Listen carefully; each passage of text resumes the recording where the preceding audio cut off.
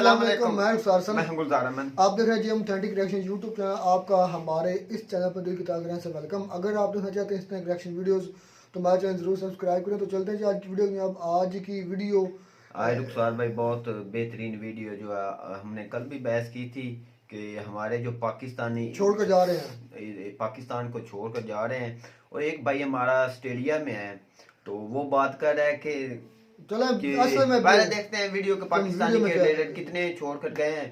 बहुत interesting video. दोस्तों, कल मेरी एक पाकिस्तान में दोस्त से बात हो रही थी जो मेरा स्कूल फेलो है, और वो हालात की वजह से काफ़ी ज़्यादा परेशान था, और वो चाह रहा था कि वो यहाँ ऑस्ट्रेलिया मेरे पास आए, और मुझसे पूछ रहा था कि मैं किस तरह से यहाँ पे आ सकता हूँ, क्या क्या अपॉर्चुनिटीज़ हैं। इवन वो इतना ज़्यादा डिसअपॉइंट था कि वो कह रहा था कि यार अगर मैं स्टूडेंट वीज़ा पे पाकिस्तान से ऑस्ट्रेलिया आऊँ इस एज के अंदर, तो ये बेहतर एक ख़्याल होगा या नहीं होगा, और इसके अंदर क्या क्या अपॉर्चुनिटीज़ हैं, और किस तरह से वो अपनी फैमिली को एक बेहतर यहाँ पर आकर मुस्तकबिल दे सकता है। साथ साथ वो मुझसे एक्सपेंसेस का भी पूछ रहा था। और पिछले दिनों मैं न्यूज़ के अंदर भी देख रहा था कि आजकल एक बड़ी डिबेट चल रही है पाकिस्तान के अंदर कि इस साल तकरीबन 7.5 लाख पाकिस्तानी पाकिस्तान छोड़कर बाहर के कंट्रीज़ में गए हैं। हालांकि उसमें से ज़्यादातर वो लोग हैं जो गल्फ़ कंट्रीज़ में गए हैं, वहाँ पर जाकर बेचारे लेबर क्लास में जॉब्स करते हैं। तो मैंने सोचा कि मैं आपके साथ भी डिस्कस करता हूँ, क्योंकि कुछ जो बड़े थिंक टैंक्स हैं वो इसके बारे में अपने व्यूज़ दे रहे थे। हालांकि हर बंदे की एक अपनी सोच है, जो वो समझता है, चीज़ों को अंडरस्टैंड करता है, वो उसके उसी तरह से गाइड करता है। और उस पर से ज़्यादातर वो लोग थे जो कह रहे थे कि नहीं यार, पाकिस्तान छोड़ कर नहीं जाना चाहिए। लेकिन मैं उनसे थोड़ा सा डिफ़र करता हूँ इस चीज़ से। तो मैंने सोचा मैं आपको अपने पॉइंट ऑफ व्यू दे देता हूँ, जो लोग पाकिस्तान में इस वक्त हैं। और मेरा पॉइंट ऑफ व्यू यार ये है कि अगर आपके पास अपॉर्चुनिटी है और आपके पास अगर वसाइल हैं तो आपको ज़रूर आना चाहिए। जो लोग पाकिस्तान में बैठ के ये बात कहते हैं ना कि यार हमें मुल्क छोड़कर नहीं जाना चाहिए, या बाकी लोग चले गए तो हम क्यों जाएं, हमें यहाँ पे मुल्क की खिदमत करनी चाहिए, या तो वो लोग हैं जो बड़े बड़े पॉलिटिशियंस हैं, ब्यूरोक्रेट्स के बच्चे हैं, या फिर उनके बड़े बिजनेसेस हैं, या फिर वो लोग हैं जो जा नहीं सकते, जिनके पास अपॉर्चुनिटी ही नहीं है, तो वो एंड पे आके ये कहते हैं कि हमने पाकिस्तान छोड़ के नहीं जाना। अलबत्ता जो लोग जा सकते हैं वो ज़रूर जाते हैं, और आपके पास भी अगर अपॉर्चुनिटी और वसाइल हैं तो आपको एक दफ़ा इस अपॉर्चुनिटी को ज़रूर अवेल करना चाहिए। अब मैं आपको एक छोटी सी मिसाल देता हूँ कि मैं यहाँ पर तकरीबन 10 साल पहले स्टूडेंट वीज़ा पे आया था। आकर मैंने अपनी यहाँ पर एजुकेशन कंप्लीट की, उसके बाद मुझे परमानेंट रेजिडेंसी मिली। कुछ अर्सा मैंने ऊबर वगैरह चलाई, लेकिन उसके बाद मुझे अकाउंटिंग की जॉब मिल गई और मैं अभी अकाउंटेंट हूँ, बल्कि अभी मैं ऑफिस से बाहर निकला हूँ। तो अगर मैं ऊबर चला रहा होता तो मैं उसके अंदर भी अच्छे पैसे कमा रहा होता, इतने अर्न कर रहा होता कि मैं यहाँ पर भी एक अच्छी लाइफ गुजार रहा होता, और पाकिस्तान में भी अपनी फैमिली को अच्छे तरीके से सपोर्ट कर रहा होता।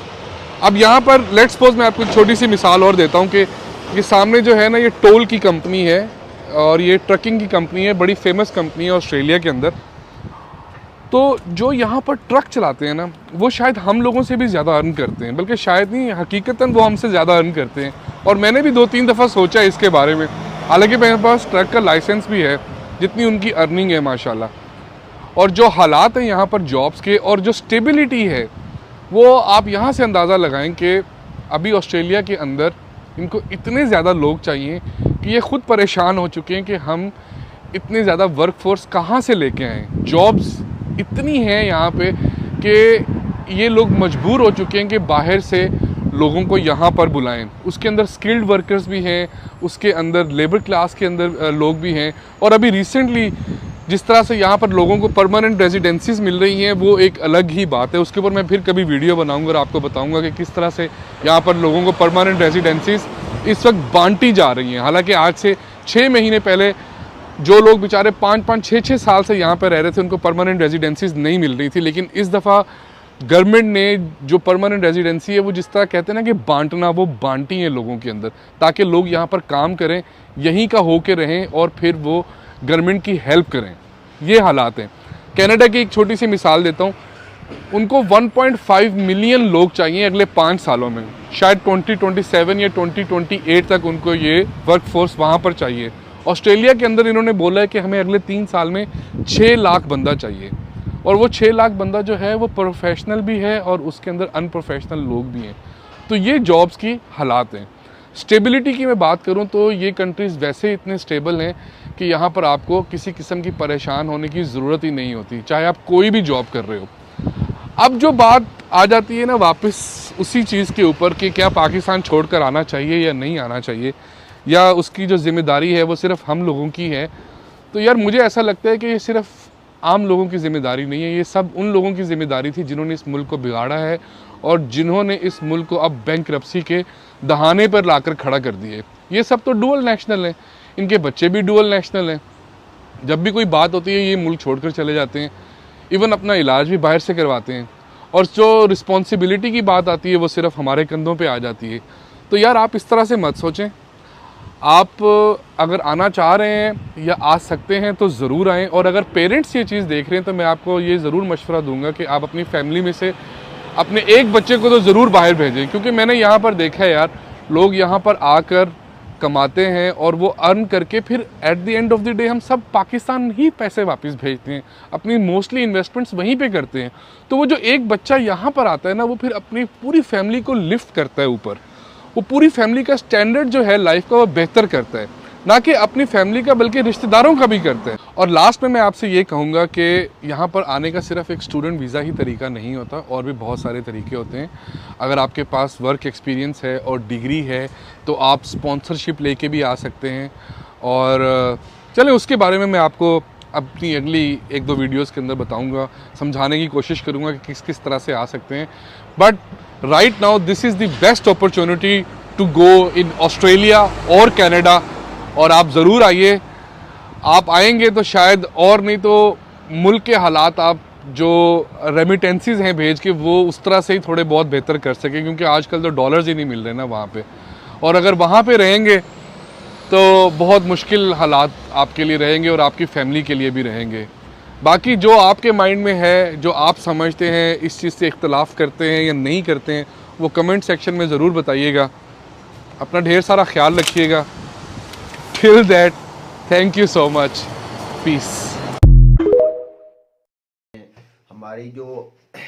हमारे हालात चल रहे हैं पाकिस्तान के, तो जो हकीकत नजर नहीं आ रही थी हमें, तो उस अभी तक कुछ शक है नहीं। कुछ आदमी है ना जो कहते हैं पाकिस्तान स्टेबल है, पाकिस्तान सबसे आगे है, पाकिस्तान जैसा मुल्क सबसे बेवकूफ तो उन आदमियों को, उन इंसानों के लिए ये वीडियो है कि 7 लाख आदमी जो है एक साल में पाकिस्तान छोड़कर जा चुका और वो है जो मतलब के एजुकेटेड है नहीं, कुछ एजुकेटेड हैं तो 7 लाख यार थोड़ी सी आदमी जो खलीजी मुबालक है ना मुत्तहदा अरब अमारात में, उधर मजदूर तबका भी हमारे गांव से मैं तुझे बता सकता हूँ कि आए दिन भी कोई ना कोई 5 जा रहे हैं, कोई 4 जा रहे हैं। तो हमारे यहाँ जो हमारा गांव है इधर की तादाद में हर घर से भी 1 ना 2 या 3 आदमी लाजमी गए हुए, ना गए हुए तो जो उसके बरक्स जो गरीब आदमी समझे जाते हैं, जो इधर रह गए या वो किसी तरीके से नहीं जा चुके, वो हमारा तासुर यही दिया जाता है ना कि वो एक अमीर आदमी है और दूसरा थोड़ा सा गरीब है। तो हर आदमी की, मैं रुखसार भाई आपके इधर गांव में यही सोच है, अब ट्रेंड शुरू हो गया है कि हम किसी तरीके से कोई तरीका बेचारे, हमारे यहाँ तो अनलीगल तरीके से भी कहते हैं कि अपनी मौत कर खेल कर भी हम जा जाएं, यूरोप में चले जाएं या और किसी मुल्क में जाएं। तो ये तो बहुत खौफनाक सूरत हाल पाकिस्तान के लिए हो चुकी है।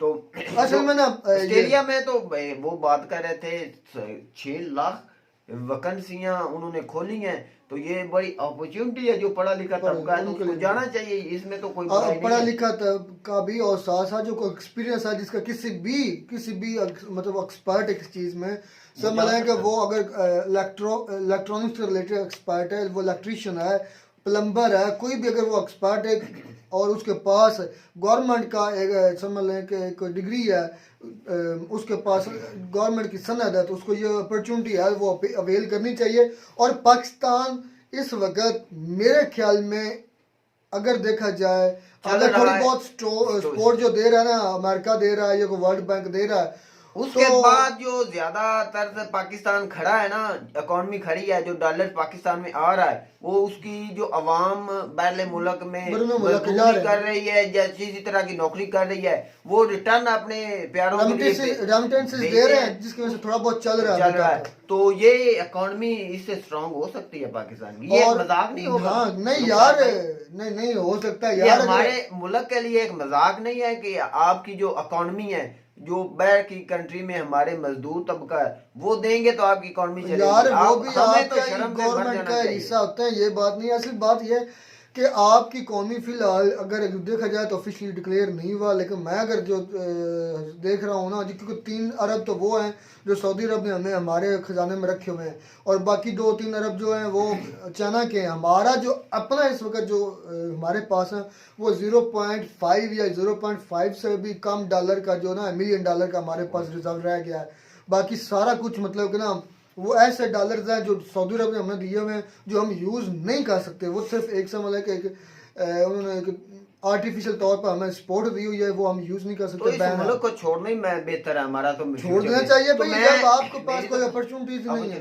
जो पढ़ा लिखा तबका है ना, 7 लाख एक साल में गया है। जो ऑस्ट्रेलिया जैसा मुल्क 7 लाख नौकरियां बाहर की कंट्री से वो मांग रहा है कि हमारे पास इतनी नौकरियां हैं कि हम पाकिस्तान में कोई फ्यूचर नहीं, पाकिस्तान में कोई स्टेबिलिटी नहीं है, ना ही आने वाले वक्तों में कोई देखा जा रहा है, क्योंकि रिसेंटली अमेरिका ये चाहता है कि इमरान खान ना आए, और इमरान खान की ये जिद है कि अभी इलेक्शन हो, और जो सामने वाली पार्टीज हैं उनकी ये कोशिश है कि 2024 में इलेक्शन हो या 25 में, उनकी ये ख्वाहिश है। क्योंकि मैंने रिसेंटली रिपोर्ट्स पढ़ा हूँ और उनके बयान सुन रहा हूँ, वो ये कह रहे हैं कि हम 2023 में भी हमें इलेक्शन होते हुए नजर नहीं आ रहा है। हालांकि 2023 अक्टूबर में इलेक्शन होने हैं, लेकिन वो जो इलेक्शन कमीशन है वो ये कह रहा है कि 2023 में अभी इलेक्शन नहीं हो रहा है। तो इमरान खान इसलिए कह रहा है कि अभी 2023 के शुरू में ही, फरवरी जनवरी जितना जब भी मार्च में हो जाए, मैं कहता हूँ जो पाकिस्तान में कोई हाल नहीं, इस वक्त कोई स्टेबिलिटी नहीं, कभी भी नहीं हुई, होने वाली भी नहीं। जो इस वक्त की हुकूमत है ना शहबाज शरीफ की,